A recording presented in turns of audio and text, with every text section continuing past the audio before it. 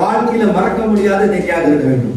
ஒவ்வொரு மே மாதம் 1ஆம் தேதி வரும்போது போன வருஷம் என்ன செஞ்சோம், இந்த இடத்துல இருந்தோமே, இதுக்கு முதல் வருஷம் இருந்தோமே, அந்த செய்தி கேட்டோமே என்று உங்களுடைய இருதயத்துல பதியும்படியாக இந்த மே 1ஆம் தேதி 2024ஆம் ஆண்டு உங்களுக்கு விசேஷமான நாளா இருக்கட்டும் என்று கர்த்தருக்குள்ளாக நான் வாஞ்சிக்கிறேன். பிரியமானவர்களே, ஹல்லேலூயா, பிரைஸ் தி லார்ட். செய்திக்காக நம்ம எடுத்துக்கொள்கிறதான வசனங்கள் சிலதை நாம் எடுத்துக்கொள்கிறோம். யோவான் சுவிசேஷம் 12ஆம் அதிகாரம் 27வது வசனத்திலிருந்து 30வது வசனம் வரைக்கும் நம்ம வாசிக்க கேட்போம். யோவான் சுவிசேஷம் 12ஆம் அதிகாரம் 27 இருந்து 30 வரைக்குமாக. இப்பொழுதும் என் ஆத்துமா கலங்குகிறது, நான் என்ன சொல்லுவேன்? பிதாவே, இந்த வேலையில் என்னை ரட்சியும் என்று சொல்வேனோ, ஆகிலும் இதற்காகவே இந்த வேலைக்குள் வந்தேன். பிதாவே, உமது நாமத்தை மகிமைப்படுத்தும் என்றார். அப்பொழுது மகிமைப்படுத்தினேன், இன்னும் மகிமைப்படுத்துவேன் என்றேன். இன்னும் மகிமைப்படுத்துவேன் என்கிற சத்தம் வானத்திலிருந்து உண்டானது. அங்கே நின்று கொண்டிருந்து அதை கேட்ட ஜனங்கள் இடி முழக்கம் உண்டாயிற்று. ஹல்லேலூயா. இது யார் சொன்ன வசனம்? இது யார் பேசுறா? இயேசு கிறிஸ்து ஜெபிக்கிறார் பிதாவிடம், இல்லையா? ஆண்டவரே, இந்த வேலை, அது கொஞ்ச நாட்கள் தெரிந்து நம்ம சிலுவையில் அடிக்கப்பட போகிறோம் என்று அப்படி சொல்லும்போது, இந்த வேலை இது எனக்கு காப்பாற்றுக்கு வழி இல்லையா, ஆனாலும் உமது நாமத்தை மகிமைப்படுத்தினேன், இன்னும் மகிமைப்படுத்து அந்த வார்டு வரும்போது அங்க ஒரு சத்தம் உண்டாயிடுச்சான், இல்லையா? சத்தம் உண்டாச்சு. சத்தம் உண்டான உடனே அது அங்க இருந்தவங்க என்ன செஞ்சாங்களா? இடிமுழக்கம் உண்டானதுன்னு சொன்னார். ஹல்லேலூயா. இன்னும் ஒரு வசனத்தை வாசிப்போம். மத்தேயு சுவிசேஷம் 3ஆம் அதிகாரம் 17வது வசனம், 17ஆம் அதிகாரம் 5வது வசனம். மத்தேயு 3:17 வாசிங்க. அன்றியும் வானத்திலிருந்து ஒரு சத்தம் உண்டாகி, இவர் என்னுடைய நேசகுமாரன், இவரில் பிரியமாய் இருக்கிறேன். அடுத்தபடியாக 17ஆம் அதிகாரம் 5வது வசனம், மத்தேயு 15:17. அவன் பேசுகையில், இதோ ஒளியுள்ள ஒரு மேகம் அவர்கள் மேல் நிழலிட்டது.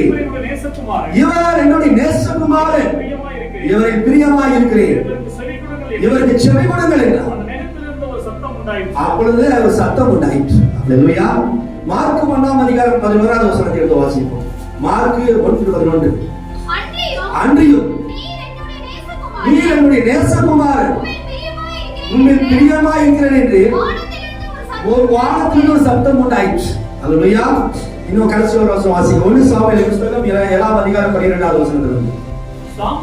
சாமுவேல் சர்வாங்க தகனபலியை செலுத்துகையில் பெலிஸ்தர் இஸ்ரவேலை மேல் யுத்தம் பண்ண நெருங்கினார்கள். கர்த்தர் மகா பெரிய இடி முழக்கங்கள் பெலிஸ்தர் மேல் அந்நாளிலே விளங்கப்பட்டு அவரை கலங்கடித்ததினாலே அவர் இஸ்ரவேலுக்கு முன்பாக என்ன பண்ணாங்க? இஸ்ரவேலுக்கு முன்பாக பட்டு விழுந்தார்கள். சங்கீதம் 81:7. சங்கீதம் 81:7.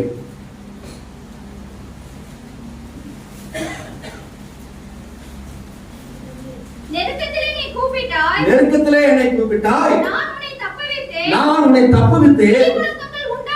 இடி முழக்கம் உண்டாகும், மாணவரிடத்திலிருந்து உனக்கு உத்தரவு கொடுக்கிறேன். ஹல்லேலூயா. கடைசி வசனம் சங்கீதத்துல, இடி முழக்கங்கள் உண்டாகும், மறைவிடத்திலிருந்து என்ன செய்கிறேன்? உனக்கு உத்தரவு கொடுத்தேன். Praise the Lord. Hallelujah. What is the Thunder? இடி முழக்கம்னா என்ன? இந்த இடி முழக்கத்தை குறிச்சு தமிழ்நாட்டுல முத இடி முழக்கங்கிற வார்த்தை யார் கொண்டு வந்தா தெரியுமா உங்களுக்கு? யாருக்கு தெரியுமா? இடி முழக்கங்கிற வார்த்தை முத தமிழ்நாட்டுல யார் கொண்டு வந்தா? ஜஸ்டின் பிரபாகர், இல்லைங்களா? அப்படி ஊழியமே இடி முழக்கம், இல்லைங்களா? இடி முழக்கம் ஊழியம் அப்படி செய்தி ஸ்தாபனம் தான், திருத்தவக்காரர் தான். அந்த செய்திகளை நீங்க கேட்டீங்கன்னா இன்னைக்கு இருக்கிற பெந்தகோஸ்தே நாசமா போச்சு, இல்லைங்களா? சினிமாக்காரங்களா போயிட்டாங்க. ஆனா அந்த பெந்தகோஸ்தே, பழைய பெந்தகோஸ்தே ஜஸ்டின் பிரபாகருடைய செய்தியெல்லாம் நீங்க இன்னும் அந்த யூடியூப்ல இருக்குது. அவ்வளவு வரலாற்று காரியங்களோட ப்ரூவ் பண்ணுவாங்க. செய்தி அவ்வளவு ஆழமா இருக்கு, டீப் மெசேஜ். அன்னைக்கு இருந்தா அந்த பெந்தகோஸ்த சபை, அன்னைக்கு கடைசி கால செய்தி நம்ம சபையெல்லாம் அன்னைக்கு இல்லை. அன்னைக்கு இருந்தா அந்த பெந்தகோஸ்த எழுப்புவது தமிழ்நாட்டில் ஜஸ்டின் பிரபாகர் மூலமா இந்த மாதிரி ஆட்கள் மூலமா செய்தி கொழுந்து விட்டு எறியும். அன்னைக்கு பெந்தகோஸ்த தான் இருந்துச்சு. பிரதர் சொல்றாரு, நீங்க இந்த செய்திக்கு வர்றதுக்கு முன்னதாகவே பெந்தகோஸ்த என்னும் சபையினுடைய அந்த தண்டின் வழியாக நீங்க வரணுன்ற. நேரா சிஎஸ் இருந்து வரவங்க, ஆர்சி இருந்து வரவங்க, இந்துல இருந்து வரவங்க, அவங்களை காட்டிலும் இந்த பெந்தகோஸ்த சபைக்கு போயிட்டு அதுக்கு பிறகு என்டைமுக்கு வராங்க பாத்தீங்களா, இந்த பதிலுக்கு போயிட்டு வருது, அது ஃபுல்லா ரெவலேஷனா இருக்கு. ஆர்சி இருந்து வந்தாங்கன்னு வச்சுக்கேன், நம்ம என்னதான் பாட்டு பாடினாலும் முக்காடு கொடுத்து உட்காந்து இருப்பாங்க, நின்று இருப்பாங்க, கை தட்டுறவங்கள மாட்டாங்க, அவங்களுக்கு அந்த ரெவைவல் வராது.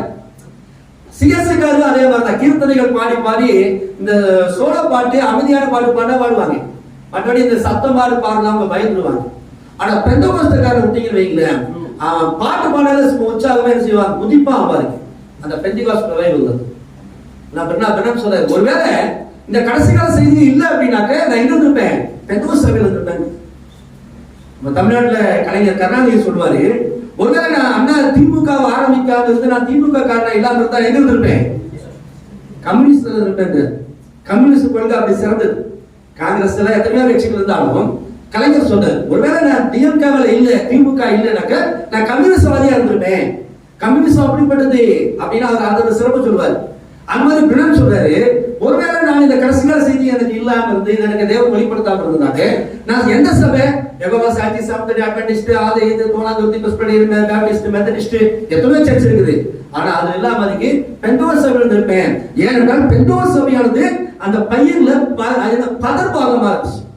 அப்படியே செடி வளருது, தண்டு இலை அப்படியே வரும்போது அது கடைசியில பட்டு கொஞ்சம் வருது இல்லைங்களா. அது பாத்தீங்கன்னாக்க பையன் மாதிரியே இருக்கும், மொசு மொசு மொசுன்னு அப்படியே கெல்ட்டிங்கா இருக்கும். நம்ம என்னப்பாவது மணிதான் இருக்கும் போல இருக்குது, பால் பிடிக்குது பாருங்க, அந்த பால் பிடிக்கிறது மணி மாதிரி இருக்கும். ஆனா அது மணி இல்ல, அது கோதுமை மாதிரி இருக்கு, அது கோதுமை கனி இல்லை, ஆனா அதுக்குள்ளதான் கோதுமை இருக்குங்களா. அது போல பெந்தகோஸ்த ரெவைவல் வருகின்ற பொழுது எல்லாரும் நினைச்சாங்க, போய் இதுதான் மனவாட்டி சபை, இதுதான் எடுத்துக்கொள்ளப்படும். பெந்தகோஸ்த சபையில சாதாரணமான சபை இன்னைக்கு பாக்குற பெந்தகோஸ்த வேற. அந்த ஒரு 30 ஆண்டு 40 ஆண்டுக்கு முன்னாடி இந்த பெந்தகோஸ்த சபை அவ்வளவு பாடல் அந்நிய பாசம் பேசி திருக்கு தரிசனம் சொல்லி அற்புத அடையாளங்கள் பேசி நகைகளை எல்லாம் கட்டி போட்டு வயிற்று பை போட்டுக்கிட்டு திருப்பிரச்சாரம் பண்ணி தங்களை டெடிகேட் பண்ணி உபவாசம் போட்டு ஜெபிச்சு அப்படி சபை கொண்டு வந்தாங்க. அதுதான் மனவாட்டி சபை நினைச்சோம். ஒருவேளை கடைசி கால செய்தி வரலைன்னா நாம அதுலதான் இருக்கணும். ஏன்னா தேவன் கொண்டு அந்த சபையின் காலங்கள்ல பட்டு குஞ்சத்தின் காலம், அந்த பதற்கற்பாக அந்த பெந்தகோஸ்தே அதன் வழியாக கடந்தான் கோதுமை வரும். மனவாட்டி அந்த பெந்தகோஸ்த சபையுடைய எழுப்புதலோட வந்தாங்கன்னா அவளுக்கு இந்த திருக்கு தரிசனம், அந்நிய பாச பேசுறது, பிசாசு விரட்டுறது, ஆவிக்குரிய அனுபவம், ஜெபம் பண்றது, எப்படி ஜெபம் பண்ணணும், எப்படி பாடணும், எப்படி முழங்கால் படிக்கணும், எப்படி உபவாசிக்கணும், இதெல்லாம் கற்றுக் கொடுக்க வேண்டியதில்லை. அவன் பெந்தகோஸ்தக்காரன் கற்றுக் கொடுக்கணும். ஆனா இன்னைக்கு பெந்தகோஸ்தம் வந்து சினிமாக்கார மாதிரி ஆயிட்டாங்க. ஜான் ஜெபராஜ் இருந்து மதுரை ஜஸ்டின்ல இருந்து யூடியூப்ல பாத்தீங்கன்னா அவ்வளவு மோசமா இருக்கு இல்லைங்களா. எவன்லாம் பாடுறதுன்னு மைக்க பிடிச்சானோ அவனால பாஸ்டர் ஆயிட்டான். எந்த பாஸ்டர் எல்லாம் பாடணும்னு மைக்க பிடிச்சானோ அவனால சிங்கர் ஆயிட்டான். கடைசியில நான் சிங்கர் ஆயிட்டேன். இன்னைக்கு எல்லாம் பாத்தீங்கன்னா மேடையில அப்படி கோமாளிங்க மாதிரி என்ன செய்யறானுங்க, கிறிஸ்துவ மார்க்கமே கேவலப்படும்படியாக ஆயிடுச்சு. ஆனா பழைய பெந்தகோஸ்தே ரெண்டாம் காலத்துல அந்த பெந்தகோஸ்தே நான் 5 வருஷம் பெந்தகோஸ்தே தான் வந்தேன். அதனாலதான் எனக்கு அந்த மாதிரி ஒரு அந்த ஸ்பீச், அந்த வேகம், அந்த எழுப்புதல், பாட்டு பாடல், உற்சாகம் அதெல்லாம் இருக்கு. ஆட்சி வந்து நான் ஆசிக்காரன். ஆட்சி வந்து பெந்தகோஸ்தே வந்து பெந்தகோஸ்தே என்கிட்ட இருப்பது நேரம் ஆட்சி வந்து வந்ததாக என்ன பண்ணுவேன், அமைதியா இருந்திருப்பேன். அப்படின்னு ஒரு சோக பாட்டு பாடிட்டு இருந்தேன், கீபோர்டு மெதுவா போட்டு இருப்பாங்க. ஆனா பெந்தகோஸ்தே வந்ததுக்கு பிறகுதான் எப்படி முழங்கால் படிக்கணும், எப்படி ஜெபிக்கணும் அப்படின்னு. அப்போ இந்த இடத்துல நாம் பார்க்கின்ற பொழுது அந்த பெந்தகோஸ்தே எழுப்புதல் வந்த நாட்கள்ல தான் இந்த ஜஸ்டின் பிரபாகரன் கொண்டுதானே செய்தியாளர்கள் எல்லாம் தேவன் எழுப்பினார். இடி முழக்கம் அப்படின்னாக்கா அது மைக்க பிடிச்சானா நோட்ஸ் எல்லாம் ஒண்ணும் கிடையாது, கத்துவ சவுண்டு எல்லாமே ஹிஸ்டரி ஃப்ரம் கரெக்டா வந்துட்டு. இஸ்ரேல் தேசம் ஆண்டு இப்படி வந்துச்சு, அப்படி வந்துச்சு, இப்படி வந்துச்சுன்னு சொல்லும்போது ஒரு ஃபயர் அப்படி மெசேஜ். இன்னைக்கு இருக்கிற மோகசி லாசரஸ், பால் தினகரன் இதெல்லாம் வந்து. ஆனா அன்னைக்கு இருந்த அந்த ஜான் பிரபாகர், ஜஸ்டின் பிரபாகர் அவங்க அன்னைக்கு நிறைய செய்தியாளர்களா இருந்தாங்க, தேவன் எழுப்பினார். அப்படிப்பட்டவங்க டிஜிஎஸ் தினகரனை கூட கணக்குல வச்சுக்கலாம். ஏன்னா அவர் பாடி செய்தி கொடுத்தாருன்னா அவ்வளவு அழகா நேர்த்தியா கொடுப்பாரு. ஒரே தேவன் தான் பேசுவார். டிஜிஎஸ் தினகரன் எங்கேயுமே திருத்துவத்தை பத்தி பேசுறேன், ஒரே தேவனை பத்தி அவர் செய்தி எல்லாம் கேட்க ஒரே தேவன். ஏன்னா அவர் இயேசு கிறிஸ்து நாமத்தில் ஞானஸ்நானம் எடுத்து வரும். யாரு? டிஜிஎஸ் கனகர். பிரணாம பரிசுத்தாவின் எப்படி பெற்றுக்கொண்டேன்னு டிஜிஎஸ் கேட்கிறாங்க. பிரணாமிட்ட போய் தான் நான் ஜெபம் பண்ணி கட்டுப்பட்டேன். பிரணாமிட்ட கேட்டேன், நான் எப்படி பரிசுத்தாவை பெற்றுக்கொண்டதுன்னு அவர் சொன்னாரு. அதன்படி செய்தாலும் பரிசுத்தாவை பெற்றுக்கொண்டேன்னு சொல்லு. பரிசுத்தாவின் அபிஷேகம் ஒரு புக்கு டிஜிஎஸ் கனகர் எழுதியிருக்காரு. 10 பக்கத்துக்கு ஒரு பக்கம் பிரணாம் பத்தி பேசியிருப்பார். அப்படிப்பட்டவர் டிஜிஎஸ் கனகர். ஆனா அவருக்கு பிறகு வந்ததுக்கான கலைச்சாரிச்சு இல்லைங்களா? பேரம் நம்ம கணக்குல வைக்க முடியாது. சரிங்களா? அவங்க எல்லாம் கூலிக்கார லிஸ்ட்ல வைக்க முடியாது. பேர பேத்திகளை எல்லாம் பாத்தீங்கன்னாக்க அது ஹாலிவுட் ராணிகள்னு பாப்பட் சொல்லுவார் இல்லையா? இந்த கிறுக்கு பிள்ளைங்கெல்லாம் போகுது இல்லையா சினிமா கரைக்கு, அந்த மாதிரி ஆயிடுச்சு. ஆனா தேவன் அந்த ஜஸ்டின் பிரபாகர் அதன் மூலமா தான் இடி முழக்கம். அப்ப நான் வந்து பெந்தோஸ்தேல இருந்தேன். ஏன் இடி முழக்கன்றான், கடி முழக்கன்றான், எக்காலங்கிறான், இப்படி எல்லாம் ஒரு தாட் எனக்கு வந்துச்சு. ஆனா பாருங்க, அந்த இடி முழக்கத்துடைய சத்தத்துக்கு தேவன் நம்மளை கொண்டு வரார். சின்ன வயசுல நான் 5வது படிக்கும் போது எங்க தாத்தா எங்க படுத்து போய் பொதுவாக பேர குழந்தைங்க தாத்தா பக்கம் பாட்டு பக்கம் தான் படுத்துவாங்க. அம்மா அப்பாவோட தாத்தா படிக்கிறது சேலஞ்ச் ஜாஸ்தி. ஒரு மனுஷனுக்கு ஒரு அப்பாவுக்கு வந்து மகன் எப்படி இருப்பானா, மகன் சின்ன வயசுல அப்பாவை பார்த்தா அப்பா ஹீரோ, எப்படி சைக்கிள் ஓட்டுறாரு, எப்படி பைக் ஓட்டுறாரு, எப்படி உங்களுக்கு ரூட் எல்லாம் தெரியுது, எப்படி பண்ணி போறீங்க, அப்பா வந்து ஒரு ஹீரோவா தெரியுமா அந்த பையனுக்கு. எத்தனை வயசு வரைக்கும்? ஒரு 8 வயசு வரைக்கும். 8 வயசுக்கு பிறகு அவன் சைக்கிள் குறைவிட ஓட்டுவான் பாருங்க. அப்ப சைக்கிள் வந்துடுவான். அப்படி கொஞ்சம் கொஞ்சமா அவன் பைக் வந்துட்டான்னு வச்சுக்க, அப்பா வண்டியே ஓட்ட தெரியலமா அப்படின்னு. அப்புறம் அப்பா கொஞ்சம் கொஞ்சமா டம்மி ஆகி அவன் பைக் ஓட்ட ஆரம்பிச்சது பிறகு எல்லாரும் உங்களுக்கு வண்டி ஓட்ட தெரியாது, உங்களுக்கு கார் ஓட்ட தெரியாது அப்படின்னு. நான் கார் ஓட்டினாங்க, நான் கார் ஸ்கூல்ல பார்த்தா என் பையன் அப்படியே பரிதாபமா என்ன பார்ப்பான், இவனுக்கு இந்த வயசுல கார் ஓட்டணுமா அப்படின்னு. அவனை நீயே ஓட்டுறான் அப்படின்னு ஓட்டுறேன். அப்ப அவனுக்கு குசி. ஆனா அதே சின்ன வயசுல அவன் முன்னாடி உட்காந்துருப்பான், டவுசர் போட்டு வந்து எப்படி ஹீரோ போட்டுறீங்க, எப்படி உங்களுக்கு இந்த வழியெல்லாம் தெரியுது அப்படின்னு கேட்பான். ஒரு ஹீரோ மாதிரி தெரியுது. ஆனா வயசான உடனே நான் டம்மி பீஸ் ஆயிட்டேன். என்னோட அருமாவுக்கு நீ எப்ப தெரியும்னாக்க அவனுக்கு ஒரு புள்ள இருக்கும் பாத்தீங்களா, அப்பதான் தெரியும். இப்பெல்லாம் என்ன எங்க வீட்டுல என்ன இருப்பாங்க, ரொம்ப கடின இருதயம், ரொம்ப டெரரிஸ்ட். ஒரு என் பிள்ளை நல்லா பேரை வச்சிருக்கிறது தீவிரவாதி மாதிரி தான் பார்ப்பாங்க. எதுவும் சொல்லக்கூடாது அவ்வளவுதான் அப்படிங்கிற மாதிரி வச்சிருப்பாங்க. அப்ப இந்த மாதிரி எல்லாம் இருக்கணும் அப்படிதான். வீட்டுல அவங்க அம்மா எல்லாம் சொல்லி வச்சிருப்பாங்க, அதான் கடினாய்ப்பான், அவரு அவர்கிட்ட பேசாது அப்படி சொல்லாது அப்படின்னா. ஆனா அந்த அப்பாக்குள்ள ஒரு ஈரம் இருக்குது. அவர்னால அன்பு காட்ட முடியும். எப்ப தெரியுங்களா? அந்த அந்த தகப்ப கையில அந்த பேர குழந்தையோ பேரனோ இருப்பான் பாத்தீங்களா, ஜன்னல் வழியா இருந்து பாருங்க, அந்த குழந்தையோட குழந்தையா மாறிடுவார். அந்த குழந்தைய தூக்கிட்டு போய் என்ன செய்வாரு, பிஸ்கட் வாங்கி கொடுப்பாரு, பொம்மை வாங்கி கொடுப்பாரு, என்னுடைய பேர குழந்தை. அந்த குழந்தையோட குழந்தையா வருவாரு. அப்பதான் வந்து நம்ம அப்பாவுக்கு கூட அன்பு இருக்குதோ, இந்த மனுஷனுக்கு அன்பு இருக்குது பாரு அந்த குழந்தைகிட்ட கொஞ்சம் போதுதான். அது வரைக்கும் இந்த மனைவிக்கும் இந்த பிள்ளைகளுக்கும் அந்த அப்பாவுக்கு இது அன்பே இல்லாத ஜென்மம் இது இல்லையா? இந்த அன்பே சிரிச்சு பேசாது. அடுத்தவங்க பாருங்க கேட்கன்னு சிரிக்கும், நம்மளுக்கு பாருங்க சிரிக்காது. வேற யாரும் போன் பண்ணிட்டா கூட கேட்கன்னு சிரிக்கிறது, நம்மளும் சிரிக்கிறது இல்லை. அப்படின்னு ஏதோ ஒரு எதிரி மாதிரி பார்ப்பாங்க இல்லைங்களா? அந்த பேர குழந்தைய கொஞ்சம் போதுதான் குழந்தைகிட்ட எப்படி குழந்தையா இருக்கிறாரு. அவரு நாய்க்குட்டி மாதிரி படுத்துப்பாரு, மேல வந்து அது ஏறி கழுத்து மேல அப்படி காலை போட்டு இது பண்ணும். அது எப்படி இருந்தாலும் அதுக்கு தகுந்த மாதிரி யானை மாதிரி நடினா யானை மாதிரி, பூனை மாதிரினா பூனை மாதிரி, நீயானு கத்துவாரு, யானை மாதிரி உருமுவாரு இல்லைங்களா? அப்பதான் அன்பு இருக்குது அப்படின்னு அந்த ஒரு மனுஷனுடைய வாழ்க்கையில தெரிந்து கொள்ள முடியும். அப்ப அந்த மாதிரி எதுக்கு சொல்ல வரேன் அப்படின்னா, நான் என் தாத்தாவை படுத்துக்கிறேன். என் தாத்தா வந்து கதை சொல்லுவார். அந்த இந்த காலத்துல வந்து கதையெல்லாம் பசங்க கேட்கறது இல்லை, பேச கதை வேண்டாம், மொபைல்ல பார்த்துக்கிறேன்.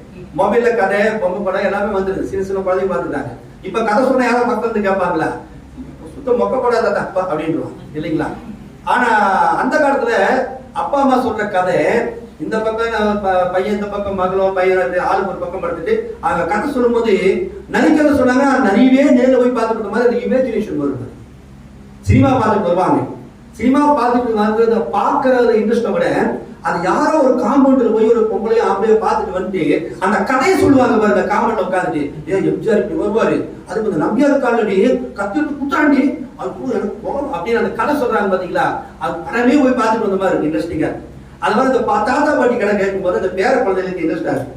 அப்ப நான் கேட்டேன் தாத்தாட்டேன், தாத்தா அந்த இடியெல்லாம் எப்படி தாத்தா வருது அப்படின்னு. டமா டமான்னு சத்தம் கேட்குது, எப்படி இடி வருது அப்படின்னு. அவர் சொல்வாரு, இயேசு சாமி குளிக்காரு, குளிச்சுட்டு அந்த ட்ரம்மெல்லாம் செய்யறாரு, தனி ட்ரம்ல உருட்டி வைக்கிறாரு. அது உருட்டும் போது டமா டமான்னு சத்தம் கேட்கும்ல, அதுதான் இடி அப்படின்னு. நான் உண்மையை நினைச்சுட்டேன். ஏசு ஏதோ பரலோகத்தில் குளிக்கிறாரு, குளிக்கும் போது ட்ரம்ம பெரிய பெரிய ட்ரம்மா இருக்குல்ல, அதுதான் இடி சத்தம் போல இருக்குது அப்படின்னு ரொம்ப நாள் நினைச்சிட்டு இருந்தேன். அதுக்கு பிறகு மறுபடியும் கேட்டு, சரிதாட்டா இடி வரும்போது மின்னல் வருது, அது எப்படி வெளிச்சம் வருது? அது ஆண்டவருக்கு முடி வந்து இடுப்பு வரைக்கும், நம்மள மாதிரி இல்லை, முடி வரைக்கும். அது குளிச்சுட்டு என்ன பண்ணுவார்னா முடிய உதறுவார், தண்ணியை உதறுவார். அதோடைய அந்த மின்னல் தான் அந்த முடி உதறினாதான் மின்னல் ஏற்படுத்தும். இந்த பக்கம் ஒரு மேகம், மேகம்னா நம்ம நினைக்கிற மாதிரி எனக்கு ரூம் சைஸ் எல்லாம் கிடையாது, படு பயங்கரமா இருக்கும், பெரிய கிளவுட். அது நம்ம இங்கிருந்து பார்க்கும்போது இது தெரியும். திருக்கதரீஸ்வரர் சைதில சொல்ற, எலியா பார்க்கும்போது உள்ளங்கை அளவு மேகம் இருந்துச்சா. ஆனா ப்ராபர்ட் என்ன சொல்ற, அந்த உள்ளங்கை மேகம் வந்துட்டு என்னவா இயேசு கிறிஸ்துன்ற அந்த மேக ஸ்தம்பம். இன்னைக்கு வந்து அந்த கிளவுட்ல இருந்த மாதிரி உள்ளங்கை அளவு வந்து அந்த மேக ஸ்தம்பத்துல எலியா செஞ்சாரா, இயேசுவை பார்த்தாரா, இயேசுடைய மகத்தை. லுக் அப்படிங்கிற மெசேஜ்ல ப்ராபர்ட் சொல்ற. அப்போ மேகம் உள்ளங்கை நகை, அந்த உள்ளங்கை மாதிரி இருக்காது, பெரிய கிளவுட், பயங்கரக்கான தூரம்.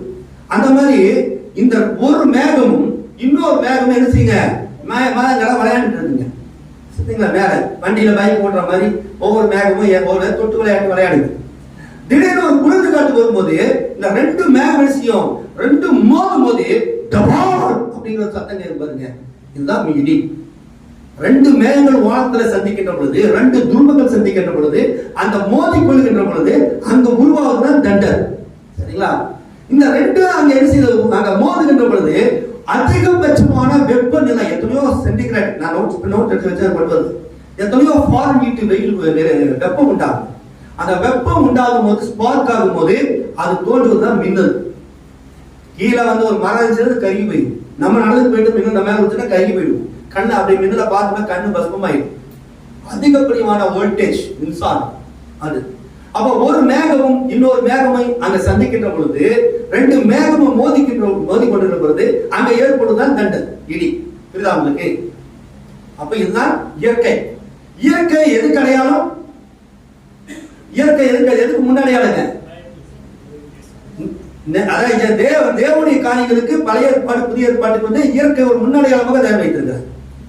நிறைய செய்தி சொல்ற, சூரியன் உதிக்கும் போது இயேசு பிறகுறார், அப்படியே வளர்ந்து வரும்போது அவர் என்ன செய்யறாரு, வளர்ந்து வராரு. அப்புறம் மதியானம் 12 மணிக்கு வரும்போது சிலுவையில பாடுபடுகிறார், மறுபடியும் சிலுவையை சுமந்துட்டு போறார். அப்புறம் வந்து அடுத்த நாள் சூரியன் மறைஞ்சிடும் போது, நைட்டு மறைஞ்சிருது, இயேசு கிறிஸ்து அடக்கம் பண்ணப்படுகிறார். சூரியன் வெளிப்படுத்தி காண்பிக்குது, செத்து போயிட்டாரா? இல்ல. மறுபடியும் ஒரு நாள் வருது, அடுத்த நாள் சூரியன் மறுபடியும் என்னை பார், என் அழகை பார்க்க விதிக்குது. அது இயேசு கிறிஸ்துடைய உயிர்த்தெழுது, ஈஸ்டர். இல்லைங்களா? ஒரு மரம் அப்படியே துளிர்படுது, அவர் பிறக்கிறார், பார்க்கும்போது ஜீசஸ் உடைய பர்த்டே வந்துட்டே இருக்குது. திடீர்னு ஒரு டே வந்த உடனே என்ன ஆகுது, இலையுதிர் காலம் வந்து இலையெல்லாம் கீழே ஒட்டிடும், இயேசு வந்து பாடுது. அதுக்கு பிறகு அந்த இலையெல்லாம் மொட்டை மரம் ஆகி அது வந்து எல்லாமே கருவி கீழே விழுந்துருது. அது இயேசு அடக்கம் பண்ணப்பட்டு விட்டார். ஒரு இலை கூட கிடையாது, எல்லாமே பஸ்பமாயிடுச்சு. இயேசு பூமி கடியில் அடக்கம் பண்ணப்பட்டு விட்டார். மறுபடியும் அடுத்த ஒரு ஈஸ்டர் வரும், உயிர்த்தெழுதல் வரும்போது மறுபடியும் மரம் பச்சையாக மாறுகிறது. இட் இஸ் ஈஸ்டர், இயேசுடைய உயிர்த்தெழுதல். இயற்கை அனைத்துமாகவே இயேசு கிறிஸ்துவுக்கு முன்னடையாளமா இருக்கு. எல்லாரும் எதுல போனீங்களாலும் அப்படிதான், இயேசு கிறிஸ்துவுக்கு முன்னடையாளம். சூரியன் சந்திரன், சூரியனுக்கு ரியல் லைட் இருக்கு, ரியல் வெளிச்சம் இருக்குது இல்லைங்களா? சந்திரனுக்கு வெளிச்சம் கிடையாது. ஆனா சூரியனை குறித்து பைபிள் சொல்றது, மணவரையிலிருந்து புறப்படுகிற மணவாளன் மாதிரி. மணவரையில மாப்பிள்ளைய புறப்பட்டு செய்யறாரு, அப்படி கம்பீரமா பொண்ணு பார்க்க வராரு இல்லையா? அந்த மாதிரி மணவரையிலிருந்து புறப்படுகிற மணவாளன் மாதிரி சூரியன் வருதான். சங்கீதம் 90 இருக்குது. ஆனா இந்த சந்திரனுக்கு பாத்தீங்களா, அது ஏற்கனவே அது ஒரு பெண் கிடையாது. இந்த சூரியன் வந்து இதோட வெளிச்சத்தை தான் சந்திரன் வாங்கி நைட்ல நமக்கு ரிஃப்ளெக்ட் பண்ணுது. சந்திரனுக்கு ரியலா என்ன கிடையாது, வெளிச்சம் கிடையாது. சூரியன் இருந்து அது வாங்குது, கடன் வாங்குது, அதை வாங்கி பூமிக்கு என்ன செய்ய ரிஃப்ளெக்ட் பண்ணுது. அது வந்து சபை கிடையாது. அவ தெரிஞ்சு சொல்றாரு, இயேசு கிறிஸ்துவிடமிருந்து சபையாகிய மணவாட்டி பரிசுத்தாவியை பெற்று பூமிக்கு என்ன செய்யறார், வெளிச்சமாய் இருக்கிறார். ஒரு புருஷன்கிட்ட இருந்து ஒரு பெண்ணானவள் அவங்க இருந்து வித்த வாங்கி தன் கர்ப்பங்களை வைத்து குழந்தையா கொடுக்கிறார், ஜீவனா திருப்பி கொடுக்கிறார். ஆனா அவளுக்கு இயற்கையிலேயே ஜீவன் கிடையாது, புருஷன்கிட்ட இருந்து அந்த ஜீவனை வாங்கணும். அது மணவாளன் மணவாட்டிக்கு அடையாளமா இருக்கிறது போல கிறிஸ்துவுக்கும் சபைக்கும் அவர் பொருத்தி காண்பிக்கிறார். அப்ப இயற்கை அனைத்துமாகவே இயேசு கிறிஸ்துவுக்கு வார்த்தைக்கு அடையாளமா இருக்கிறது. அப்படின்னாக்கு இடி மின்னல் யார் அடையாளம், இயேசு கிறிஸ்து அடையாளம். ஹல்லேலூயா. சரி, இப்போ ஆண்டவர் அங்க ஜெபிக்கிறார். ஆண்டவர் இந்த பாத்திரமே விட்டு நீங்க இந்த வேலை என்ன அப்படின்னு அவர் சோகத்துல ஜெபம் பண்றார். ஒரு நாமத்தை மகிமைப்படுத்தினேன் அப்படிங்கும் போது இதுவரைக்கும் பழைய ஏற்பாட்டில் அவர் நாமம் என்னென்ன பல நாமங்கள் அளிக்கப்பட்டார். அவர் சாரோனி, ரோஜாலி, லிபுஸ்பம், யெகோவா இறை, யெகோவா ஷம்மா அப்படி பூர்வகால எத்தனையோ நேம் இருந்துச்சு. ஆனால் புதிய ஏற்பாட்டுக்கு வருகின்ற பொழுது ஒரு எஸ்பெஷலி ஒரு ரட்சிப்புக்குரிய நாமத்தை வந்து வெளிப்படுத்தணும். அந்த நாமம் வரும்போது அங்க இயற்கைக்கு மேம்பட்ட ஒரு அடையாளம் வரணும். அப்ப ஆண்டவர் சொல்ற பிதாவை உமது நாமத்தை வெளிப்படுத்தினேன். அவர் தன்னுடைய நாமத்தை வெளிப்படுத்தல, அவர் நினைச்சிட்டார் பிதாவுடைய நாமத்தை வெளிப்படுத்துறார். அதுக்கு அவர் ஆமே மகிமைப்படுத்தினேன் அப்படிங்கிற சத்தம் கேட்கும் போது சுற்றி இருந்தவர்கள் என்ன செஞ்சாங்க? இடிமுழக்கம் சத்தம் கிடைச்சிருந்தாங்க. அந்த இடிமுழக்க சத்தத்துக்கு என்ன? அந்த நேம் ரிவீல் ஆகுது, அந்த நேம் குளோரிஃபை ஆகுது. அது அங்க இருக்கிற சீசனுக்கு தெரியும், மற்றவங்களுக்கு வெளிப்பாடுல தெரியுமே தவிர மற்ற மனுஷங்களுக்கு தெரியாது. தண்டர் அவ்வளவுதான். அது இடிமுழக்கம், அதோட மீனிங் தெரியாது. அப்போ ஆண்டவர் இயேசு கிறிஸ்து ஞானஸ்தானம் பெறுகிறார். வாசிச்சோம் இல்லைங்களா? தண்ணீர்ல நின்று அவர் ஞானஸ்தானம் பெறுகின்ற பொழுது தண்ணீருக்குள் யோவான் ஸ்நானகன் இருக்கிறார். காலையில பார்த்தோம் இல்லையா? அப்படியே சொன்னேன் இல்லையா உங்ககிட்ட, கற்பத்துல இருந்து அவன் என்ன எப்படியா பிறந்தான்? ஜீவன் இல்லாத பிண்டமா இருந்தான். ஆனா என்ன செஞ்சான்? இயேசுங்கிற பேரை சொன்ன உடனே அவன் செலக்ஷன் ஆயிட்டான். பாருங்க, முதல் அந்த இயேசுங்கிற பேரை சொன்ன என்ன செஞ்சு? உயிர்த்தெழுதல் வந்தாச்சு. முதல் இயேசு நாமத்தில் உயிர்ப்பிக்கப்பட்டவன் யாரு? யோவான் ஸ்நானகன். அவன் வெளியே கற்பத்திலிருந்து வெளியே வரல, ஆனா அவன் கூட என்னாச்சு? ரெசரக்ஷன் ஆயிடுச்சு. இப்படிப்பட்ட யோவான் இருக்கிறான். பைபிள் சொல்றது அவன் எலியாவின் ஆவியும் பரிசுத்தாவியும் நிறைந்தவனுமாய் இருந்தான். இந்த யோவான் ஸ்நானகன் ரொம்ப நாளா காட்சியில் இல்லை. அவன் எங்க போயிட்டான்னா காட்டுக்கு போயிட்டான், வனாந்தரத்துக்கு போயிட்டான். ஏன் வனாந்தரத்துக்கு போனா? அங்க இருக்கிற பரிசேயர்கள் சதுசேயர்கள் எல்லாம் வந்துட்டு ஒரு பாரம்பரிய யூதர்களா இருந்தாங்க. இப்ப இன்னைக்கு நம்ம ஆர்சி, பெந்தகோஸ்தே, சிஎஸ்ஐ இதெல்லாம் நம்ம என்ன சொல்றோம்? என்டர்காரர்கள் சொல்றான். அதோட பாரம்பரிய சபை. அந்த சபைக்கெல்லாம் நம்ம போக கூடாது. அந்த சபையெல்லாம் மாய்மால சபை நம்ம சொல்றோம் இல்லைங்களா? அவ என்டர்க்கு வந்த உடனே என்டர்க்கு வராதவனுக்கு வந்து இவனுக்கு இயேசு நாமத்துக்காக என்ன திட்டிட்டு கிடக்கானுடா, இவனுக்கு ஒண்ணுமே புரியல, இவனுக்கு அந்தி கிறிஸ்து அப்படிம்பாங்க. ஆனா இங்க வந்து பார்த்ததுக்கு பிறகு தெரியும், அவங்க பெற்றுக்கிற அந்த தியாலஜி வந்து இங்க இருக்கிற ஒரு சண்டே கிளாஸ் குழந்தைக்கு தெரிகிற வெளிப்பாடு கூட அவங்களுக்கு தெரியாது. அங்க பிஎஸ்சி படிச்சவனுக்கு இங்க வந்ததுக்கு தான் தெரியும். இதுல வந்து பூர்ணவங்களுக்கு தான். அப்ப இங்க நம்ம என்ன செய்யறோம்? அந்த ஸ்தாபனம் வந்து வெளிவந்தது மாதிரி யோவான் ஸ்நானகன் பரிசேயர் சதுசேயருடைய அந்த காரியங்களை கேட்டு ஒரு குரூப் வந்து இவனுக்கெல்லாம் ஏமாத்துக்காரங்க. பரிசேயர் சதுசேயர் சாதாரண ஆள் கிடையாது. அந்த காலத்துல தோல் சுருள், அடிக்கடி உங்க பிரசங்கத்துல சொல்லியிருக்கு, தோல் சுருளை சுத்தி வைப்பாங்க. அதுல வந்து நீ ஏசாய் எடு அப்படின்னாக்க அவன் அந்த எழுத்தாணி வச்சு குத்துனா அது கரெக்டா அந்த ஏசையால போய் நிற்கும். திருப்பி பிரிச்சு பார்த்தாக்க கரெக்டா ஏசையாவுக்கு போயிருக்கும். இன்னைக்கு சிபிஎம்ல இருக்கிற விசுவாசிக்கு இருக்கிற மாதிரி சங்கீதம் எடுனா சங்கீதம் எடுப்பாங்க, ஏசை எடுனா ஏசை எடுப்பாங்க, யோபு எடுனா யோபு தேடிட்டு இருக்க மாட்டாங்க. அப்படிப்பட்ட வேதவாதிகள் பரிசேயர்கள், அப்படிப்பட்ட பைபிள் ஸ்காலர்ஸ் வந்துதான். அப்படிப்பட்டவங்க வந்து யோவானுடைய டீம், யோவான் மாதிரி நிறைய பேர் இருந்தாங்க ஒரு குரூப். அந்த குரூப் நம்ம என்டை மாதிரி இவங்க என்னதான் பைபிள் படிச்சிருந்தாலும் என்னதான் இருந்தாலும் அந்த காலத்தின் செய்தி அந்த மனிதனுக்குரிய வெளிச்சம் அவங்ககிட்ட இல்ல. இந்த யோவானுக்கு அந்த திருப்தி கிடையாது. அப்போ ஒரு கூட்டம் நினைச்சு வனாந்தரத்துக்கு போயிடுச்சு. இவனுக்கு அந்த ஆளு கூட நம்ம இருக்க வேண்டாம், இவன் கூட இருந்தா தானே இந்த உலக பிரகாரமா நம்ம போகணும் அப்படின்னு வனாந்தரத்துல போய் அங்க குகைகள்ல வாழ்ந்தாங்க. குகைகள்ல வாழ்கிற பொழுது யோவான 9 வயசுல கூட்டிட்டு போயிட்டான். அங்க வந்து அந்த குகைகள்ல வாழ்றதுக்கு ட்ரெஸ் இந்த மாதிரி எல்லாம் ட்ரெஸ், காட்டன் ட்ரெஸ், பனியன், டிஷர்ட், ஜீன்ஸா போட முடியாது. அங்க கிடைக்காது. ஏன்னா வந்து கடையில எல்லாம் வாங்க மாட்டாங்க, கடைக்கே வரமாட்டாங்க. அரிசி பருப்பு வாங்குற கூட கோதுமை வாங்குற கூட வரமாட்டாங்க. அங்க என்ன உங்களுக்கு சாப்பாடு? வெட்டுக்கிளியும் காட்டு தேனும். அங்க இருக்கிற தேனை குடிச்சுக்க வேண்டியது. தேன் வந்து நல்ல ஒரு ஆன்டிபயோட்டிக் இல்லையா, அதை குடிச்சுக்க வேண்டியது. வெட்டுக்கிளினாக்க இந்த பூச்சி கிடையாது, அது ஒரு விசேஷ பறவை, அதை சாப்பிட வேண்டியது. இதுவே இப்படிதான் அவங்களுடைய வாழ்க்கை. ட்ரெஸ் என்ன தெரியுங்களா? ஒட்டகத்தை வந்து அந்த தோலை உரிச்சு அந்த தோல் அந்த மயில் இருக்கு பாருங்களா, அதுல ட்ரெஸ் பண்ணி போட்டுருவாங்க. அப்ப அது வெயிலுக்கும் தாங்கும் குளிருக்கும் தான். அதனாலதான் யோவானை குறிச்சு பைபிள் சொல்லும் போது அவன் வர்த்தக மேலான ஆடையும் வெட்டுக்கிளியும் காட்டுக்களையும் கொண்டு வந்தான்னு அது ஒரு வசனம் தான். ஆனா அது பின்னாடி அதோடைய வரலாற்று பின்னணி என்னன்னாக்க அது ஒரு பெரிய குரூப். இவங்க வந்து பைபிளை எழுதும் போது அந்த இந்த பைபிள் அவங்க பழைய ஏற்பாடு 39 ஆகமங்கள் அது இருக்கும்போது இது வந்து திடீர்னு காணாம போயிடுச்சு. என்ன பண்றது? இப்ப நம்ம என்ன பண்ணுவோம்? நம்பர் இதெல்லாம் மொபைல சேவ் பண்றோம். புத்திசாலிகள் என்ன பண்ணுவாங்க? ஒன்னா அது வேற நோட்ல எழுதி வச்சுப்பாங்க, இல்லைன்னா சிம்பிள சேவ் பண்ணிக்கலாம். சிம்பிளையும் சேவ் பண்ணுவாங்க, மொபைலையும் சேவ் பண்ணுவாங்க. ஒருவேளை மொபைல் தண்ணியில விழுந்து போயிடுச்சுனாக்கா சிம் எடுத்து யூஸ் பண்ணிக்கலாம், அந்த நம்பர்லாம் டெலிட் ஆகாம. இல்லைனாக்கா ஒரு நோட்ல போட்டு எழுதி வச்சிருப்பாங்க, செல் தொலைஞ்சு போனாலும் அந்த நோட்ல நம்பர்ஸ் எல்லாம் இருக்கு. அந்த மாதிரி அவங்க என்ன பண்ணாங்க? இந்த பைபிள் இது கரையா நடிச்சு ஏதாவது இந்த தோல் சுருள் பரிசைகள் ஏதாவது ஆட்டை போட்டு ஏதாவது பண்ணிட்டாங்க என்ன பண்றது அப்படின்னு அந்த தோல் சுருள் இருக்கிற நகல்களை வாங்கிட்டு வந்து டூப்ளிகேட்டை வாங்கிட்டு வந்து அதை எழுதுவாங்களாம். பால்புகாஸ் என்கிற இலைகளை அதில் வச்சு அந்த தோல் சுருளை எழுதுவாங்க.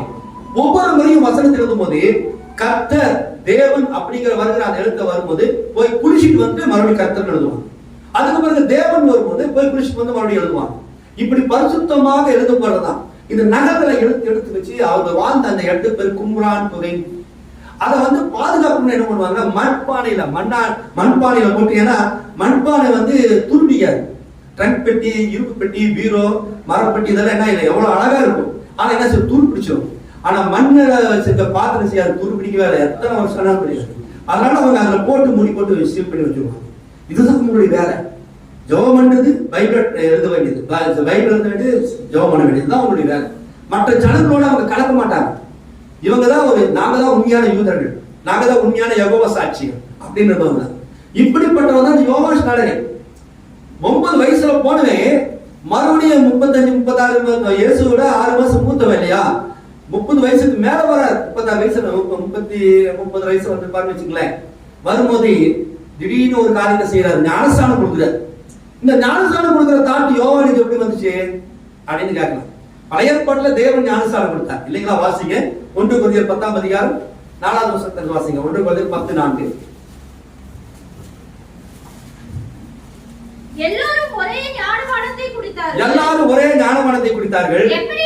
எப்படி எனில் அவர்களோட கூட சென்ற ஞான கண்மலையின் தண்ணீரை குடித்தார்கள். அவரோட கூட சென்ற ஞான கண்மலையின் தண்ணீரை குடித்தார்கள். அந்த கண்மலை கிறிஸ்துவே. அந்த கண்மலை கிறிஸ்துவே. அப்படி இருந்தோ அவர்கள் எல்லாரும் அந்த ஞானஸ்தானத்தை வாசிங்க. எல்லாரும் மோசைக்குள்ளாக மேகத்தினாலும் சமுத்திரத்தினாலும் ஞானஸ்தானம் பண்ணப்பட்டாங்க. இது அப்படியே பழைய ஏற்பாட்டுல ஏறக்குறைய 40 லட்சம் ஜனங்க. இந்த 40 லட்சம் ஜனங்களையும் மோசை வர வச்சு உனக்கு ஏதோ யெகோவா நாமத்துல ஞானஸ்தானம் கொடுக்குறேன், யெகோவா ஞானஸ்தானம் கொடுக்கல. இந்த ஜனங்களை எல்லாம் வழிநடத்திட்டு போகும்போது செங்கல் 2ஆ கலந்துச்சு. இந்த 40 லட்சம் ஜனங்கள் உள்ள போறாங்க.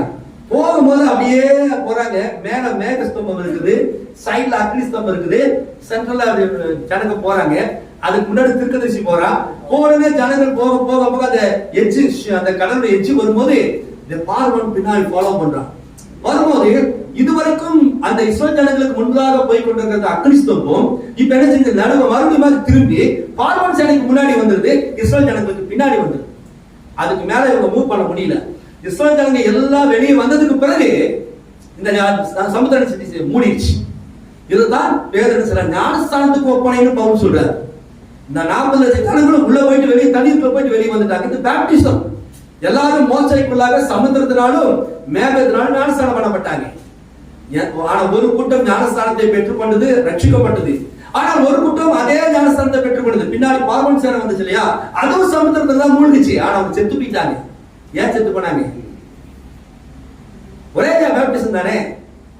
இந்த ஞானஸ்தானம் இஸ்ரேல் ஜனங்கள் ஞானஸ்தானம் வருகின்ற பொழுது அவனுக்கு முன்பதாக ப்ராபட் போயிட்டு இருந்தான், திருக்கதரிசிக்கு மேல அக்னி ஸ்தம்பம் போயிட்டு இருந்துச்சு. புரியுதாங்களுக்கு? ஆனா அங்க போனதுனாலே இவர்கள் எடுத்த ஞானஸ்தானம் வேல்யூபிள். திருக்கதரிசி செய்தி இல்லாம நீங்க இயேசு கிறிஸ்து நாமத்துல ஞானஸ்தானம் பெற்றாலும் அதுல நோ யூஸ், அவ்வளவுதான். நீங்க ப்ராபட் மெசேஜ் அந்தந்த நாட்களுக்குரிய செய்தியாளர்கள் அடையாளம் கொண்டு கொள்ள வேண்டும். பார்வன் சேனைக்கு ஞானஸ்தானம் அதே சேம் பாப்டிசம் தான். இஸ்ரேல் ஜனங்கள் எடுத்த அதே ஞானஸ்தானம் தான் இவர்களும் எடுத்தாங்க. ஆனா அந்த ஞானஸ்தானம் என்ன செய்யல, எக்ஸ்பைர்ட் ஆயிடுச்சு. ஏன்? இவனுக்கு ப்ராபட் கிடையாது. இன்றைக்கும் திருக்கதரிசி செய்தி இல்லாம ஒன்றாடு பயத்தில் இருக்கிறாங்க. தஞ்சாவூர் ஆசீர்வாதம், தஞ்சாவூர் தலையாட்டி பொம்மைகள், இப்படி நிறைய இருக்குது. இதுக்கெல்லாம் என்ன செய்யுதுங்க, இயேசு நாமத்துல ஞானஸ்தானம் எடுப்போம். இது பைபிள் தான் முக்கியம். அது மனுஷன் உபதேசம் எல்லாம் வேண்டாம். பெர்னாமல ஒரு மனுஷன், அது அந்த புக்கெல்லாம் நம்ம படிச்சுக்கணுமா? மனுஷ புக்கு நமக்கு எதுக்கு? பைபிள் தான். பைபிள் யாரா எழுதுனா? யார் எழுதுது? மோசே. யாரும் எழுதுது? மோசே. இதெல்லாம் பிரிச்சு பாருங்க. எல்லாத்தையும் பிரிங்க. யோனா, யோபு, சின்ன புக்கா போடுங்க. பைபிள் ஆகுமா? அத்தனை மனுஷன் எழுதுன அத்தனையும் செஞ்சா பைண்டிங் பண்ணி ஒரு சவுப்பு சாயம் அடிச்சு கொடுத்தா பாருங்க, உடனே உங்களுக்கு பைபிள் வந்துருச்சு இல்லைங்களா? அப்ப அது போலதான் ப்ராப்பர்ட் எழுதுனது, திருக்கதரிசிகள் எழுதுனது. அதுபோல இந்த கடைசி நாட்டுல ப்ராப்பர்ட் பேசுற செய்தி. அப்ப திருக்கதரிசி செய்தி இல்லாம நீங்க இயேசு கிறிஸ்து நாமத்தில் ஞானஸ்தானம் பெற்றாலும் கூட நீங்கள் மறைத்து விடுவீர்கள். இயேசுநாதர் ஞானஸ்நானம் எடுத்துட்டு ரட்சிக்கப்பட்டது அர்த்தம் கிடையாது. அது பார்வன் சேவை கூட எடுத்துச்சு. சரிங்களா? சரி, இப்போ இந்த ஞானஸ்தானத்துக்கு ஒப்பனையானது, இந்த ஞானஸ்தானத்தை வச்சு ரெவலேஷன் யாருக்கு தெரியும்? யோவானுக்கு தெரியும். நம்முடைய பிதாக்கள் எல்லாரும் மோசைக்குள்ளாக சமுத்திரத்தினாலும் ஞானஸ்தானம் பண்ணப்பட்டாங்க.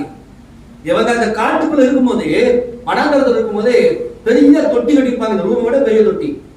ஆளும் ரொம்ப கொஞ்சம் நடந்து போற ஆளும். அப்ப குளிக்கணும் அப்படின்னாக்க காலையில் எந்திரிச்ச உடனே அவங்க அந்த தொட்டிக்குள்ள இறங்கி அந்த தண்ணியில நீச்சல் வச்சு இந்த கரையில இருந்து அந்த கரைக்கு வந்துருவாங்க, முழுகி வருவாங்க.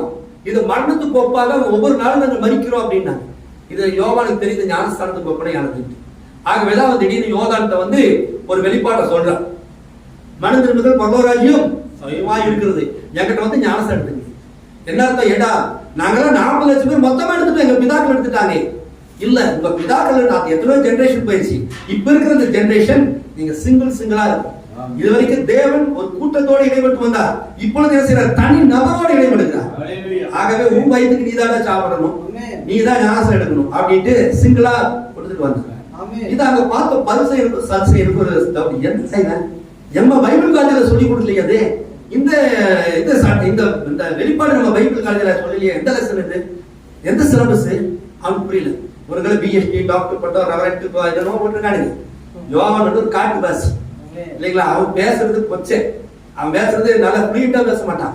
எடுத்த உடனே மரம், பாம்பு, பள்ளி, இந்த மாதிரி கோடாரியானது மரங்களின் வேரடிக்க வைக்கப்பட்டிருக்கிறது. நல்ல கனி கொடாத மரமெல்லாம் வெட்டுண்டாக்கில போடப்படும். ஒரு பாஸ்டர் பேசுற பேச்சாயாது. பாஸ்டர் எப்படி பேசணும்? எனக்கு பிரியமான அன்பான சகோதரன் சகோதரி, கவலைப்படாதே.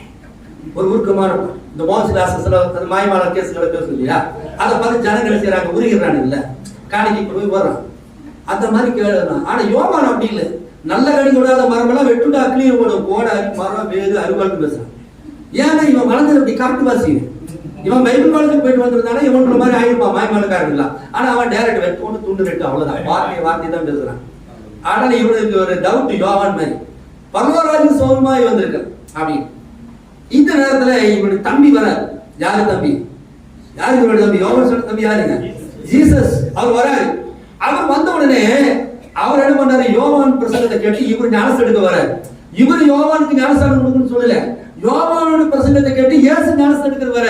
உடனே ஷாக் ஆயிருக்கு.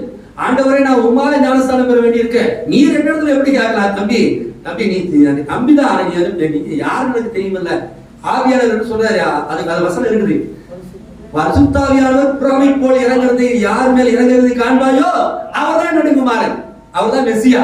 அவன் ஏற்கனவே யோவான் சொல்லும் போது அவருக்கு தெரிஞ்சு போச்சு, ஆண்டவரே உமால நான் ஞானஸ்தானம் பெற வேண்டிய, நீங்க இடத்துல எப்படி ஞானஸ்தானம் பெறலாம்?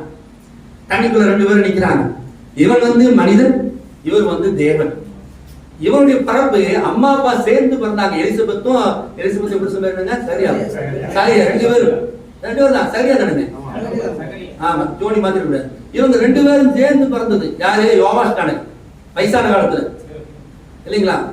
ஆனா இந்த யோசேப்பு மரியாளுக்கும் பிறக்கல. இயேசு மரியாள் விளையாண்டு கிடந்தா இல்லைங்களா? ஏதோ ஒரு சின்ன பிள்ளை மாதிரி அந்த காலத்துல 20 விளையாடுவாங்க இல்லையா? இந்த மாதிரி விளையாண்டு இருந்தா. திடீர்னு கன்சீவ்ட் ஆயிட்டா. இயேசுடைய சரீரம் வந்து ஸ்போக்கன் வேர்ட் பாடி, பறக்கப்பட்ட வார்த்தையினால் உருவாக்கப்பட்ட சரீரம், மாம்ச சரீரத்துடைய சாயல். ஆனா பாவப்பட்ட சரீரம் மனுஷனுடைய பிளட் அதுல இல்ல. அது சரீரம் மாம்ச சரீரம். தேவன் மாம்சத்துல வெளிப்பட்டார், மாம்சத்துல வரல, மாம்சத்துல வெளிப்பட்டார். தேவபக்தி ரகசியமானது யாவரும் ஒப்புக்கொள்ளும்படி மகா மேன்மையுள்ளது. தேவன் மாம்சத்துல வெளிப்பட்டார், வெளியில ஆனாரே தவிர மாம்சத்துல வரல. மாம்சம் ரத்தம் வருவதை சொந்திருக்காது இல்லையா? அப்போ அந்த ஸ்போக்கன் வேர்ட் பாடி அங்க நிக்குது, பிளஷ் பாடி நிக்குது. உண்மையான பியூர் பிளஷ் இது. இது இனச்சேர்க்கையில செக்ஸ்ல பிறந்தது. அது யோவான் ஸ்நானகன். ஆனா யோவான் ஸ்நானகன் ஒரு தீர்க்கதரிசி, அதனால இயேசு ஒரு தீர்க்கதரிசி. ஆனா யோவான் ப்ராபெட். அவன் எத்தனையோ தீர்க்கதரிசிகள் வந்தாங்க, அதுல இவன் ஒரு தீர்க்கதரிசி, இவன் மனித தீர்க்கதரிசி. ஆகவே இவன் ப்ராபெட். ஆனா இயேசு மாதிரி எந்த தீர்க்கதரிசி இதுக்கு முன்னாடியும் இல்லை பின்னாடியும் இல்லை. ஏன்னா இதுக்கு முன்னாடி பிறந்த மோசே, எரேமியா எல்லாமே தாய் தகப்பனுக்கு பிறந்தவன். இதுக்கு பின்னாடி வரவனும் பவுல் எல்லாருமே நீ பிரணாம் வரைக்கும் தாய் தகப்பனுக்கு பிறந்தவங்க தான். இயேசு கிறிஸ்து மட்டும்தான் தாய் தகப்பனுக்கு பிறக்காம வார்த்தையில பிறந்தது. ஆக தி ப்ராபெட் அவர் இல்லைங்களா? இப்ப தி ப்ராபெட்டும் தனியில நிக்குது, ப்ராபெட்டும் தனி நிக்குது. பிரணாம் சொல்றாரு, உலக வரலாற்றிலேயே ரொம்ப முக்கியமான சம்பவம் என்னன்னாக்க, ஒரு மனித கண், ஒரு ஜோடி மனித கண்களும் ஒரு ஜோடி தேவனுடைய கண்கள் 2 சந்தித்து கொண்டதே அப்படின்றார். அல்லேலூயா. பாருங்க, அந்த ரெண்டு கண்ணும் கலந்து கண்ணும் கண்ணும் நோக்கினால பாட்டு பாருங்க இல்லையா, அந்த மாதிரி இந்த கண்ணு அந்த கண்ணு நோக்குது பாருங்க. ஒரு மனித கண்களும் தேவனுடைய கண்களும் என்ன ஒரு அட்டகாசமான ஒரு சீன் பாருங்க. யோர்தான் நதிக்கரையில எளிமையா நடக்குது இல்லைங்களா. இதுவரைக்கும் தேவன் மேல இருந்து பார்த்துட்டு இருந்தார், எல்லா ஜனங்களையும் பார்த்தார். நான் குண்டுகளின் மறைவில் இருந்தும் என்ன சொன்னா, குண்டுகளின் மறைவில் இருந்தும் கண்மலையின் உச்சியிலிருந்து குண்டுகளின் மறைவில் இருந்து அவனை பார்க்கிறேன் அப்படின்னாரு. ஒளிந்து மேல இருந்து பார்த்துட்டு இருந்தாரு. ஆனா இப்ப இல்ல, இப்ப தேவன் நேரடியாக வந்து மனுஷனை நேருக்கு பார்க்கிறார். நான் உம்மாலே ஞானஸ்தானம் பெற வேண்டியிருக்க, நீர் என்னிடத்துல எப்படி ஞானஸ்தானம் பெறலான்னு அவன் கேட்கிறான். தம்பி என்னப்பா இது, இப்ப இடமிடு, எல்லா தேவ நீதி நிறைவேற்றுவது நமக்கு ஏற்றதா இருக்குது அப்படின்ட்டு அதை ஒப்பு கொடுக்குறேன். இப்ப பாருங்க, இது மனிதன், இப்பொழுது இது யாரு, இயேசு கிறிஸ்து. இந்த மனித சரீரமும் இந்த தேவனுடைய சரீரமும் இந்த ரெண்டு தூபங்களும் ரெண்டும் ஒன்றோடு சந்திக்கின்ற பொழுது மேல இடி முழக்கம் கேட்டார். தேவன் இடி முழக்கம் என்ன, தேவன் மனிதனாக மாறும், தேவன் மாம்சத்தில் வெளிப்படுறது. தண்டர் மீன்ஸ் என்ன, God revealed in the flesh body. தேவன் மாம்சத்தில் வெளிப்படுறதான் தண்டர், இடி முழக்கம் சுருக்கமா சொல்றது. அப்ப இடி முழக்கம் அப்படின்னாக்க பழைய ஏற்பாட்டு நாட்கள் இருந்து நம்ம பார்க்கும்போது சீனாய் மலை உச்சியில அவர் செய்யற இடி முழக்கத்துல வெளிப்படுறார். சீனாய் மலையில மோசே மேல போறார். போகும்போது தேவன் நீ மேல வாப்பா அப்படின்றார். இவர் வந்து போறார், கீழே இருக்கிறவன் போனாண்டி அப்படின்னு சொல்லிட்டு இவன் என்ன பண்ண, ஒரு கண்ணுக்குட்டி எல்லாம் செஞ்சு அதுக்கு தங்க நகை எல்லாம் போட்டு ஆராதனை பண்ண ஆரம்பிச்சிட்டாங்க. தீர்க்கதரிசி கொஞ்ச நேரத்துல எல்லாருக்கும் இவனுக்கு எத்தனை அட்டகாசம் பண்றாங்க அந்த மாதிரி. அப்போ அங்க இருந்து சீனாய் மலையிலிருந்து கட்டளை வாங்குறார். அந்த தேவனுடைய அக்னி ஸ்தம்பமானது அந்த கற்பலைகளை வந்து அதே கற்பலைகளை அவரே செய்யறார். கற்பலைகளை அவரே செஞ்சு 2 கற்பலைகள் ரெடி ஆயிடுச்சு. அக்னி ஸ்தம்பம் வந்து அதை வடிச்சு எடுக்குது, லேசர் மாதிரி அப்படி கட் பண்ணி எடுக்குது. அதுல வந்து ஃபர்ஸ்ட் கமாண்ட், உன் தேவனை கர்த்தர் நான் ஒருவரே, என்னை இடுவனுக்கு தேவன் உண்டாயிருக்க வேண்டாம் அப்படி சோ கொலை செய்யாது பாயாக, அது செய்யாது அப்படி 10 கட்டளைகள். அது வாங்கும் போது வாங்கிட்டு அவரு வரார். அந்த மோசே அந்த கட்டளையில வாங்கும் போது சீனாய் மலை எப்படி இருந்துச்சா, எக்கால சத்தமும் இடி முழக்க சத்தமும் கேட்டது. கார்மேகத்திலிருந்து மோசையோடு தேவன் பேசினார். பைபிள் சொல்லுது, தேவிராம யாரும் 20ஆம் அதிகாரம் அடிக்கிற எடுக்க வேண்டாம். கர்த்தர் மோசையோடு பேசினார், இடி முழக்க சத்தம் உண்டாயிடுச்சு, எக்கால சத்தம் உண்டாச்சு. இந்த எக்கால சத்தத்தையும் இடி முழக்க சத்தத்தையும் ஜனங்கள் பிரிக்க முடியாது இருந்தது. தண்டர் வாய்ஸா ட்ரம்பட் வாய்ஸா புரியலையே. தண்டர் மாதிரி இருக்குது, ட்ரம்பட் மாதிரி இருக்குது, எக்கால மாதிரி இருக்குது, இடி முழக்கம் மாதிரி இருக்குது, புரியல. மின்னல்கள் உருவாச்சு. அந்த கமெண்ட்மெண்ட் வாங்கிட்டு சீனாய் மலையிலிருந்து அவர் இறங்கி வரார் மோசஸ்.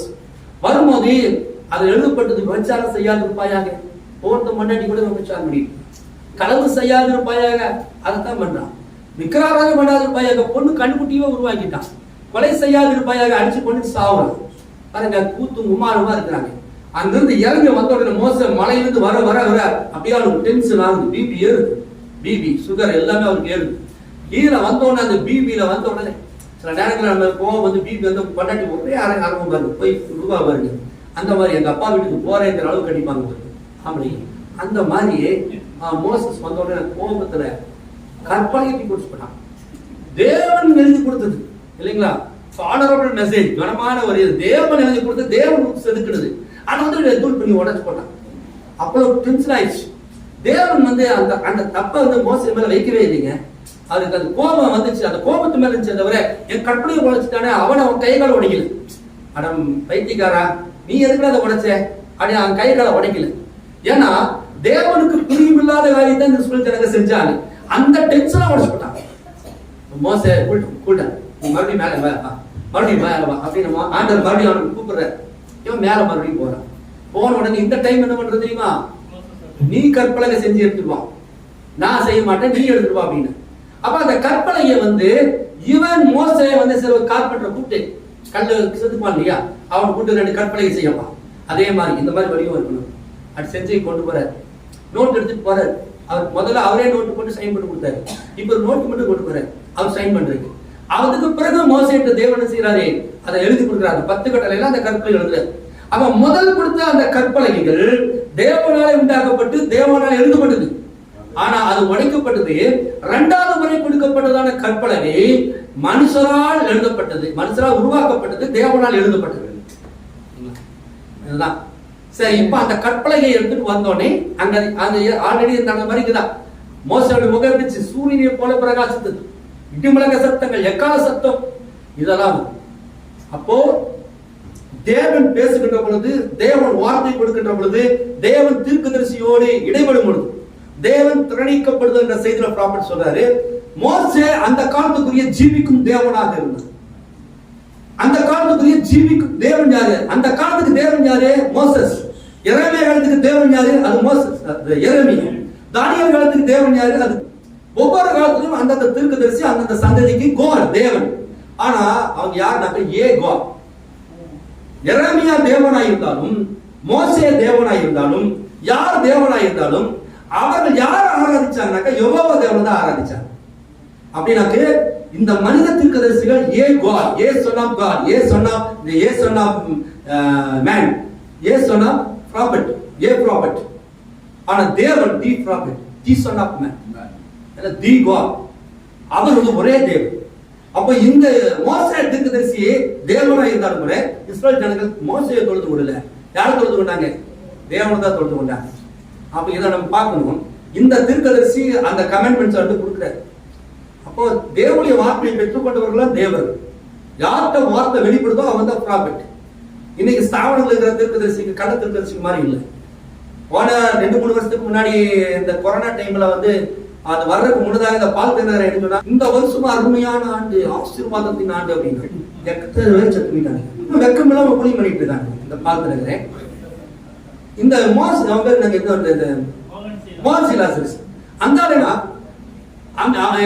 இந்த அமெரிக்காவில இந்த ஒரு ஜனாதிபதி சொல்லி இவன் சொன்னான். அவன் வரல, வேற ஆள் தான் வந்தான். வசனம் என்ன சொல்லுது? உங்களில் ஒருவன் தீர்க்கதரிசனம் சொல்லி அது நிறைவேறாமல் போனா அவன் யாரு? அவன் கள்ள தீர்க்கதரிசி இல்லைங்களா? 100 சொல்லி 1 நடக்கல, 99 நடந்தாலும் 1 நடக்கலைனாலும் ஃபால்ஸ் ப்ராஃபிட் தான். இந்த மாதிரி தீர்க்கதரிசி இல்ல.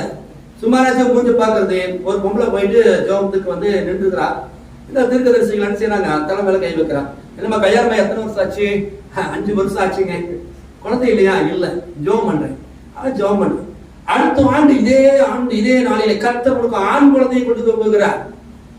ஜோம் பண்ணி முடிச்சோன்னா புரிச்சு சொன்னா எங்க அவரை குடும்ப கட்டுப்பாடு ஆபரேஷன் பண்ணிட்டாங்க. அவ இவன் தீர்க்கதரிசனம் எப்படி நினைச்சு பாருங்க. பிராடு பயிலு அப்படின்னு நம்ப கூடாது இல்லைங்களா?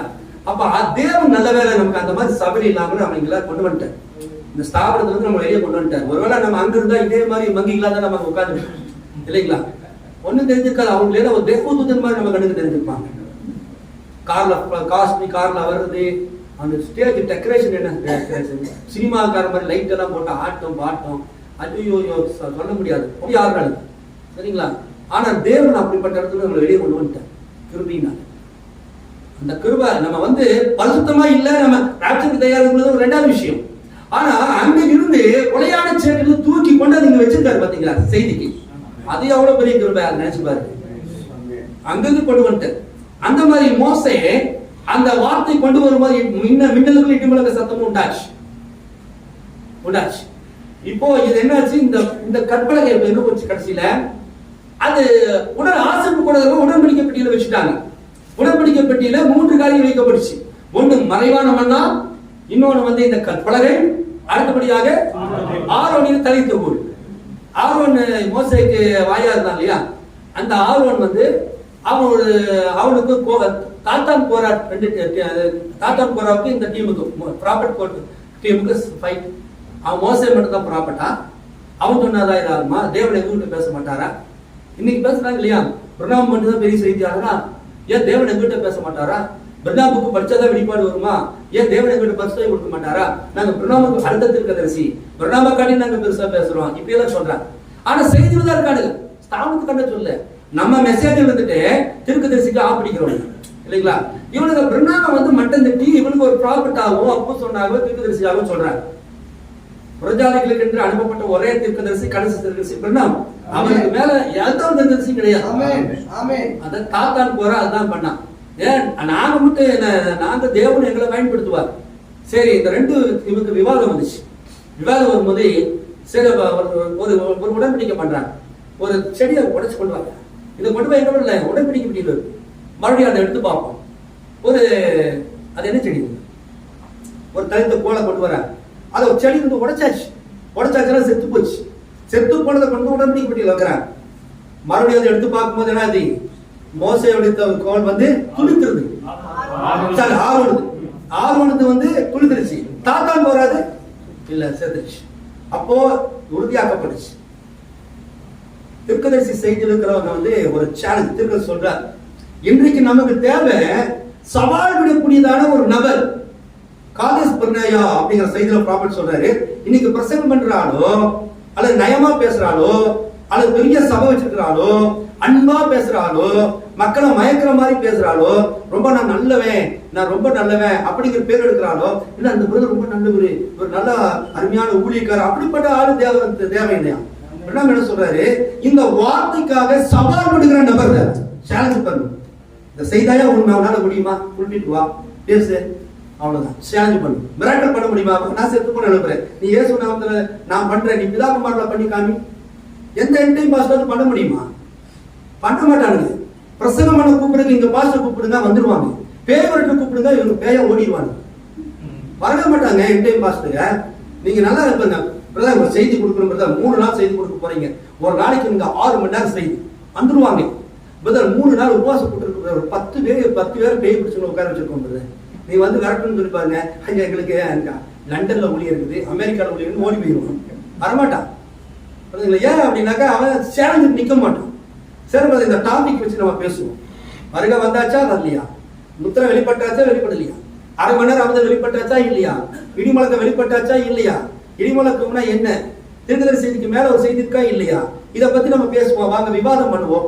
ஒரு கூட்டம், நானும் நீங்களும் பேசுறேன், நீங்களும் பேசுறேன், நானும் பேசுறேன். நம்மள விவாதம் பண்ணக்கூடாது வார்த்தையை நம்ம அப்படியே சொல்லணும். அவங்க கேட்டாலும் சரி கேட்காலும் சரி, அவங்கதான் முன்குறிக்கப்பட்டவர்கள். கேட்டா முன்குறிக்கப்பட்டவன், கேட்கலாம் முன்குறிக்கப்படல, வரமாட்டான். ஆனா என்ன சொல்றாரு? நமக்கு தேவை அப்படிப்பட்ட ஆள் தேவையில்லை, சவாலுக்கு நிற்கிற ஒரு நபர் நமக்கு தேவை அப்படின்னு. ஒவ்வொரு காலத்திலும் யோசுவா சேலஞ்சா நின்னா, மோசே சேலஞ்சா நின்னா, அப்படிப்பட்டவன். இப்படிப்பட்டவன் என்ன செய்வாங்கன்னா மற்ற ஊழியக்காரர்கள் அந்த காலத்துல யோசுவாவை கார்டர் பண்ணிட்டாங்க, ஒவ்வொருத்தரையும் கார்டர் பண்ணிட்டாங்க. இன்னைக்கு நம்ம மெசேஜ்ல எந்த ஊழியக்காரன் கரெக்டா இருக்கானோ மற்ற ஊழியக்காரர்கள் அவனை கார்டர் பண்ணிடுவான். அதனால தெரிஞ்சுக்கணும், அவங்களோட சேராதே, அவங்ககிட்ட பேசாதே. இவனுங்களே எல்லாம் குரூப்பா சேர்த்துப்பாங்க. ஒரு கல்யாணம் ஆச்சுன்னா இவங்களை பத்திரிக்கை அடிச்சு இவங்களை கொடுத்துப்பாங்க. உண்மையான ஊழியக்காரன் கொடுக்க மாட்டான், அவன் கார்டர் பண்ண போட்டுருவான். பாருங்க, பாம்பேல இவங்க சபையை வந்து தனி தெளிச்சு விட்டாங்க. இவங்க வந்து தண்டர் பத்தி பேசுறவங்க எந்த என்டைம் பாஸ் போய் இவங்களோட பேச மாட்டாங்க, தனி தெளிச்சு விட்டாங்க. இவன் நம்ம ஆளு இல்லை. அங்க கல்யாணம் நடக்கட்டும், அவங்களுக்கு எல்லாம் பத்தி போகும், இவங்களுக்கு வராது. தன்னால் கொண்டாடட்டும், எல்லாத்துக்கும் போகும், ஆனா இவங்களுக்கு வராது.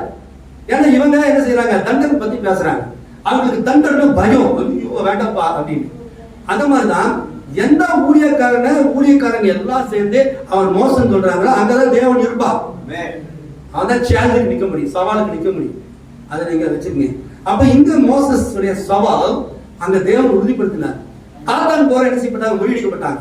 அடுத்த என்ன மண்ணா, அந்த மண்ணா ஒரு வருஷம் கழிச்சு மறுபடியும் எடுத்து பார்த்தா என்ன இருக்கும்? அது ஒரு நாள் வச்சு அடுத்தாலும் பார்த்தாலே கெட்டு போயிடும். ஆனா இந்த உடன்படிக்கை பெட்டியில் இருக்கிற அந்த மண்ணா கடாமையா இருந்துச்சு. அப்போ அந்த மண்ணா என்னன்னாக்கு மறுக்காத பரிசுத்தவான்கள். இன்னைக்கு ஆண்டவர் வந்தா அப்படியே உயிர்வடைந்திருக்கிற பரிசுத்தவான்களுக்கு அடையாளம். தாத்தானுடைய யாருடைய தரித்துக் கொள்வது கிடையாது, செத்து போச்சு. மறுபடியும் அது உடன்படிக்கை பெட்டியிலிருந்து வெளியே வரும்போது அது உயிர் பெற்றுச்சு. அப்ப மறுத்த பரிசுத்தவான்களுக்கு அடையாளம். இந்த கற்பனைகளுக்கு எது கிடையாது, வார்த்தை கிடையாது. சரிங்களா? சரி, இப்போ இதே கட்டம் தான் இன்னைக்கு ஆண்டவரை இந்த புதிய ஏற்பாட்டு நாட்கள் தீர்க்கதரிசி நமக்கு முத்திரைகளை வெளிப்படுத்தினாரு. இந்த தீர்க்கதரிசி பத்தி சில காரியங்களை வந்து பைபிள் செய்தி சொல்லுது.